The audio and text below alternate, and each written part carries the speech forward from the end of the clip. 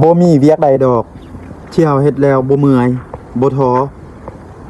ทุกเวียกทุกงานที่เฮาเฮ็ด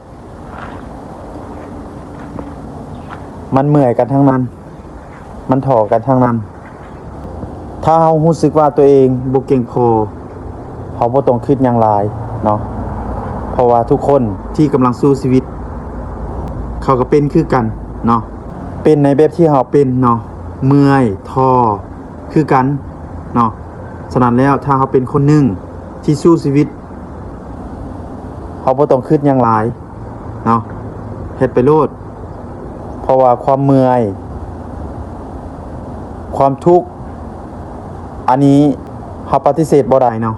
เพราะว่าการหาเงินหาคำมันต้องมีอยู่แล้วค่อยเป็นค่อยไปเป็นกำลังใจให้ทุกคนเด้อที่กำลังสู้ชีวิตในตอนนี้เฮาทุกข์คนอื่นก็ทุกข์คือกันเฮาอย่าว่าโอ้ยเฮาเป็นคนหนึ่งที่เฮาทุกข์เฮาลำบากเฮาเป็นคนหนึ่งที่ลำบากเฮาเป็นคนหนึ่งที่เฮ็ดเวียกนั่นแหละคือหนทางสู้ไสยชนะสู้ความสำเร็จที่เจ้ากำลังเมื่อยกำลังท้อกำลังสู้งานในตอนนี้กำลังหาเงินเพื่อให้ชีวิตตัวเองดีขึ้นอย่าท้อกับมันในโลกนี้มีหลายล้านคนที่กำลังสู้ชีวิตคือกับเฮาเพราะว่าบุญจืดอยากเป็นกำลังใจให้กับคนที่กำลังสู้ชีวิตในตอนนี้อย่าเมื่อยกับมันอย่าท้อกับมันเนาะมันบ่มีหยังที่แน่นอนในโลกนี้เนาะคนเฮาเกิดมาบ่แม่นว่าจะทุกข์ไปอย่างเดียวตลอดไปมันเป็นไปบ่ได้มันมีทุกข์แดสุขแดปะปนกันไปเนาะ